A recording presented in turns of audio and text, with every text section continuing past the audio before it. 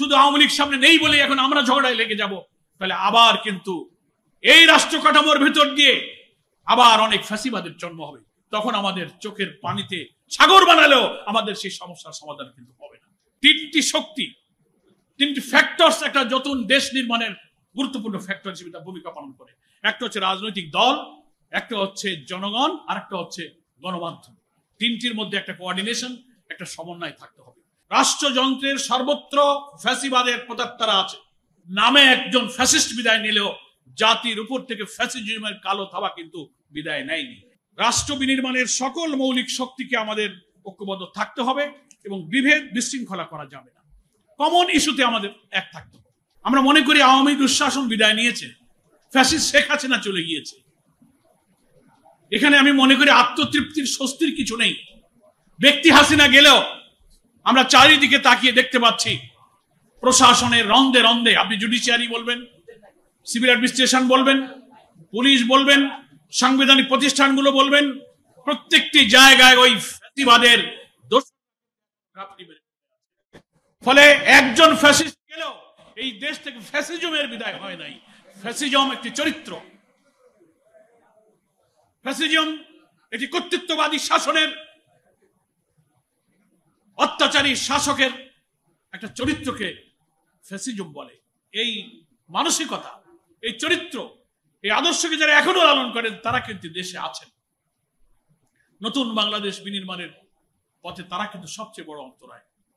আমরা যে গণ আকাঙ্ক্ষার প্রতিফলন দেখেছিলাম, এমন একটি বাংলাদেশ হবে যেখানে ক্ষুধা, দারিদ্র, শিক্ষা, চিকিৎসা, বাসস্থান, অন্নহীন, বস্ত্রহীন, নিরন্ন মানুষের কান্না, বস্ত্রহীনের আকুতি থাকবে না, এমন একটা মানবিক, সমৃদ্ধ, ইনসাফপূর্ণ একটা বাংলাদেশ আমরা চেয়েছিলাম। সেটা হতে গেলে জুলাই অভ্যুত্থানের পরে আমরা জনগণের ভোটে নির্বাচিত জনপ্রতিনিধিদের কাছে ক্ষমতা হস্তান্তরের মধ্য দিয়ে এটি নিরপেক্ষ নির্বাচনের যে প্রক্রিয়ার দিকে এগিয়ে যেতে চাচ্ছি, বারবার একটি অপশক্তি সেই পথে বাধার সৃষ্টি করছে। কিছু দূর এগিয়ে আবার কিছু দূর পেছিয়ে। আজকের এই গণ অভ্যুত্থানের প্রথম বার্ষিকীতে এ ব্যাপারে আমাদের এখন সচেতন হওয়ার সময় হয়েছে। আমাদের আত্মতৃপ্তির কিছু নেই। আমরা মনে করি আওয়ামী লীগ তো নেই, দুঃশাসন তো বেঁধে দিয়েছে। নো, আমরা তো তাকিয়ে দেখতে পাই আমাদের সামনে কিন্তু এখনো দেখতে পাচ্ছি ফ্যাসিবাদী রাষ্ট্র কাঠামো বিরাজমান। রাষ্ট্রযন্ত্রের সর্বত্র ফ্যাসিবাদের প্রতাত্তারা আছে। দিল্লির আধিপত্যবাদের কালো থাবা এখনো চতুর্দিক থেকে চেয়ে বসছে। ব্যবসা, বাণিজ্য, রাজনীতি, আন্তর্জাতিক নীতি, কূটনীতি, ইভেন সামনের নির্বাচন নিয়ে জনগণের আকাঙ্ক্ষাকে কি করে ধুলায় মিশিয়ে দেওয়া যায় তার চক্রান্ত এখনো কিন্তু বিদ্যমান। পরাশক্তির আমাদের দেশে নির্বাচন আর সরকার পরিবর্তনের সময় আসলে পরাশক্তি যে খেলা হয়, সে খেলাও আমরা এখন কিন্তু দেখতে পাচ্ছি। অর্থ পাচার, লুটপাট, দুর্নীতিবাজদের সিন্ডিকেট কিন্তু শেষ হয়ে যায়নি। ফলে আমাদের জাতীয় ঐক্যের যে কমন ইস্যু, শুধু আওয়ামী লীগ নেই বলেই আমাদের মধ্যে বিভেদ থাকবে, অনৈক্য থাকবে, যার যার হয়ে যাব। আমরা বক্তৃতার সময় বলবো ব্যক্তির চেয়ে দল বড়, দলের চেয়ে দেশ বড়, আর কাজের সময় আসলে দেখা যাবে যে না, দেশের চেয়ে দল বড়, দলের চেয়ে ব্যক্তি বড় হয়ে যাব। এটা তো আমাদের আত্মপর্যালোচনার সময় এসেছে এখন। ফলে নামে একজন ফ্যাসিস্ট বিদায় নিলেও জাতির উপর থেকে ফ্যাসিজমের কালো থাবা কিন্তু বিদায় নেয়নি।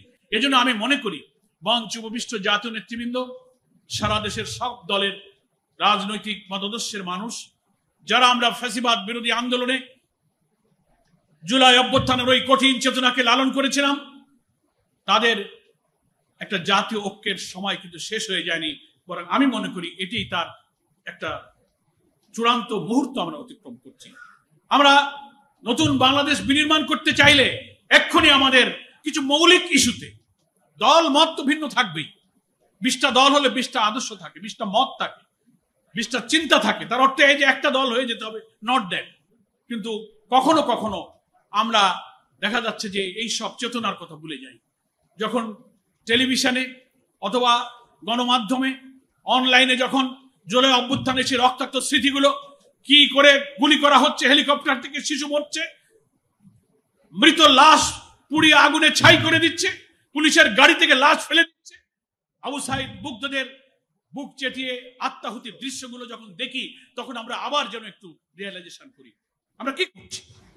আমি মনে করি জুলাই যোদ্ধাদের ফ্যাসিবাদ বিরোধী আন্দোলনে মাঠে আমরা ছিলাম, তাদের এই 1 বছর পার হলেও সেই স্মৃতিগুলো মাঝে মাঝে আমাদের চারণ করা উচিত। এটা যেন আমাদের আত্মসমালোচনা, আত্মপর্যালোচনার কারণ হয়। তাহলে সামনে জাতীয় নির্বাচনকে নিরপেক্ষ, সুষ্ঠু, অবাধ, গ্রহণযোগ্য করার জন্য আমাদের প্রত্যেকের কমন ইস্যুতে কিন্তু একমত হওয়া দরকার। দল আমাদের ভিন্ন থাকুক, এই জন্য গণতন্ত্রের এটা একটা সৌন্দর্য। ভিন্ন দল, ভিন্ন মত থাকবে, দলের মধ্যে আদর্শের বিতর্ক থাকবে, জনগণের কাছে প্রত্যেকটি দল তার আদর্শ প্রচার করবে, তার ইলেকশনের ম্যানিফেস্টো বলবে, তারা রাষ্ট্র ক্ষমতার দায়িত্ব পেলে রাষ্ট্র কিভাবে সাজাবেন তারা জাতির কাছে সেটা তুলে ধরুন। এই বিতর্কের তো সুযোগ আছে। এক দল আর এক দলের আদর্শের ব্যাপারে যুক্তিপূর্ণ কথা বলতে পারেন, বিতর্ক করতে পারেন, সমালোচনা করতে পারেন, কিন্তু প্রতিহিংসা, আক্রোশ, অসত্য তথ্য দিয়ে, মিথ্যাচার দিয়ে জনগণকে বিভ্রান্ত যদি আমি কাউকে করি, এটা কিন্তু রাজনৈতিক শিষ্টাচার এবং রাজনৈতিক ভাষা এবং রাজনৈতিক মেজাজের সাথে যায় না।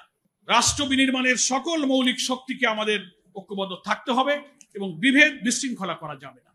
কমন ইস্যুতে আমাদের এক থাকতে হবে। চিন্তা, এক্সচেঞ্জ অফ ভিউজ, এগুলো চলবে, চলুক। জাতীয় রাজনীতিতে ন্যাশনাল কনসেনসাস কমিশন হয়েছে, সেখানে বিতর্ক হোক, মিডিয়াতে বিতর্ক হোক, কলামিস্টরা বিতর্ক করুক, প্রবলেম নেই।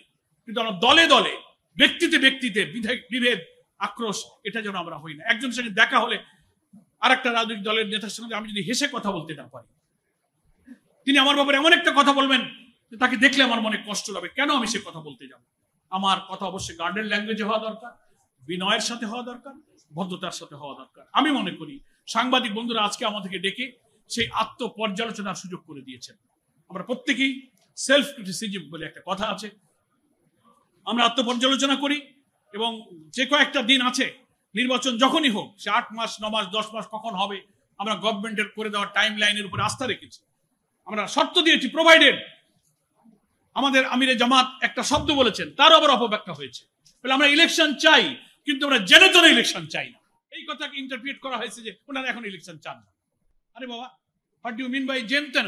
উনি জনতন বলতে বুঝিয়েছেন আওয়ামী ফ্যাসিবাদী আমলে যেভাবে রাতে বাক্স ভর্তি করা হয়েছিল, ভোট কেন্দ্রে দখল করা হয়েছিল, ব্যালট কাটা হয়েছিল, সন্ত্রাস করা হয়েছিল, এই জাতীয় ইলেকশনকে উনি বলেছেন জেনতন ইলেকশন আমি চাই না।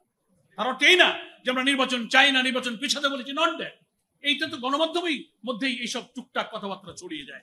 আমি আজকে বিনয়ের সাথে জাতির কাছে বলবো, আসুন, শুধু আমাদের নয়, অন্য কোনো দলেরও, এখানে আমার মির্জা ফখরুল ভাই আমার শ্রদ্ধাভাজন জাতীয় নেতা, অনেক দলের নেতারা আছেন, কারোর কোনো কথায় যেন আমরা অপব্যাখ্যা না করি, বিকৃত না করি, এবং শুনলে আমরা যেন একটু মাথা ঠান্ডা, যে এই কথাটি উনি বলেছেন মিডিয়াতে যে আসলো, চেক করতে পারি। আমাদের মধ্যে পারস্পরিক ইন্টারাকশন থাকা দরকার, কথা বলা দরকার, কোনো প্রশ্ন আসলে এক্সচেঞ্জ অফ ভিউজ হওয়া দরকার। তাহলেই কিন্তু গণতন্ত্র সমৃদ্ধ হবে, গণতন্ত্রের যে বিউটি সেটা আরো সৌন্দর্য, আরো সুশোভিত, বিকশিত হবে। আমাদের নতুন প্রজন্ম এই বাংলাদেশ গড়ায় তারা কিন্তু ভূমিকা রাখতে পারবে।